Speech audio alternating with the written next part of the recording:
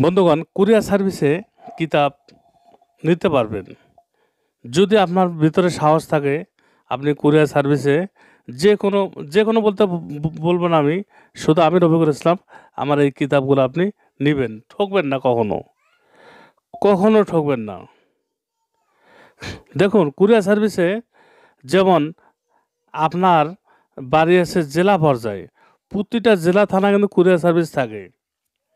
গতকালকে গৌরীপুর থানা পলাশ নামে এক ভাইকে আমি কিতাবুল ফেরাওনা দিয়েছিলাম, সাথে একটা ফিরেও দিয়েছি আবার, লজ্জাতুন্নেসা। যাক, ওনার সাথে আগের থেকে আমার কন্ট্যাক্ট হয়েছিল, এখন ফ্রিটা যেহেতু বন্ধ হয়ে গেছে, তা গৌরীপুর থানা পলাশ, উনি বললো আমারে, ভাই আমার এই কিতাবটা পাঠায় দেন গৌরীপুর থানায়। কিন্তু গৌরীপুর থানায় আছে কুরিয়ার সার্ভিস, আছে সুন্দরবন আছে। ওনার পলাশ ভাইয়ের বাড়ি হচ্ছে গৌরীপুর থানা, জেলা ময়মনসিংহ।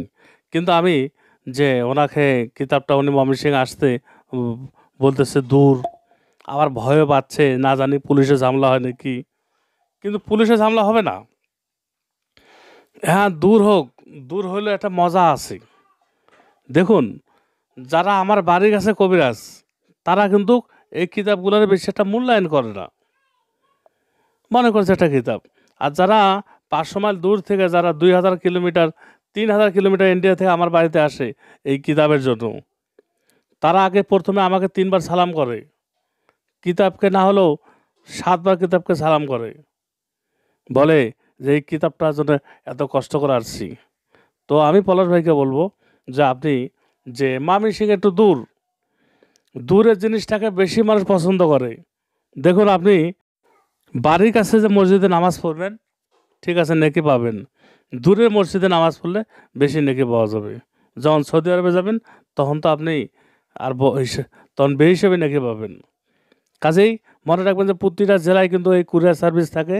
কিন্তু যদি কোনো কারণে আপনার থানা পর্যায়ে আপনার বাড়ি হয়ে থাকে, অনেক সময় থানা পর্যায়ে আমরা পাঠিয়ে দিই, কিন্তু ওখানে আমার কন্ডিশন অফিস থাকে। কন্ডিশন কন্ডিশন অফিস থাকে, ওখান থেকে অনেকজনে পেয়ে যায়।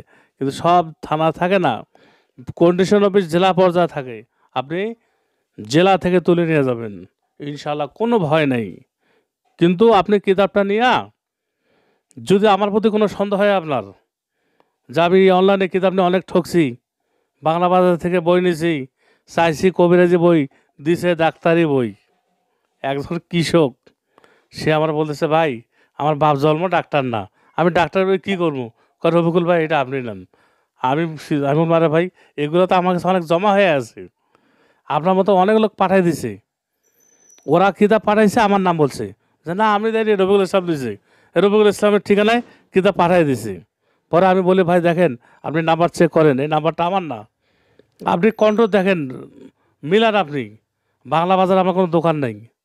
তখন বুঝতে পারলো যে এটা একটা সিটারে পাল্লায় পরে ঠকছে, তখন সে আল্লাহকে বিচার দিল।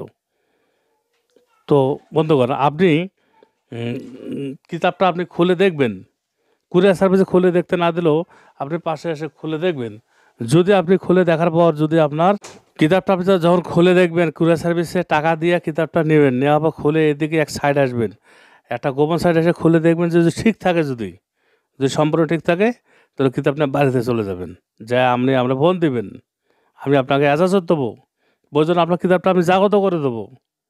আর যদি দেখতেছেন যে রফিকুল ইসলাম ভাই, তোমারও বিশ্বাস করে ঠকলাম, কিতাবটা তুমি, তখন আপনি আমাকে ফোন দিবেন, কিতাব আপনি ফেরত দিবেন। যদি আমি ফেরত না নেই, তাহলে আপনার কাছে যে ওই রিসিপ্ট থাকবে, মানি রিসিপ্ট কুরিয়ার সার্ভিসের, ওইটা দিয়ে আপনি থানায় যাবেন। থানা যাওয়া লাগবে না, 3টা আপনি 9 9 ফোন দিয়ে আমার নামে অভিযোগ করেন। পুলিশ আমি কোথায় আছে, পুলিশ এসে আমাকে খুঁজে বার করতে হবে না, আমার বাড়ির কাছে থানা, আমার এই থানার পুলিশ সবাই আমার চেনে, যত ওসি ডিসি আছে, আমারে ফোন করলে আমি থানা চলে যাব। আমি কেন ঠকাবো ভাই? ঠকাইতে হলে অনেক রাস্তা আছে, আপনাদের মতো কবিরাজকে ঠকাবো না, আমি নিজেও কবিরাজ। ভিডিওটা দেখার জন্য অনেক ধন্যবাদ, ভালো থাকবেন, আর একটি লাইক দেবেন।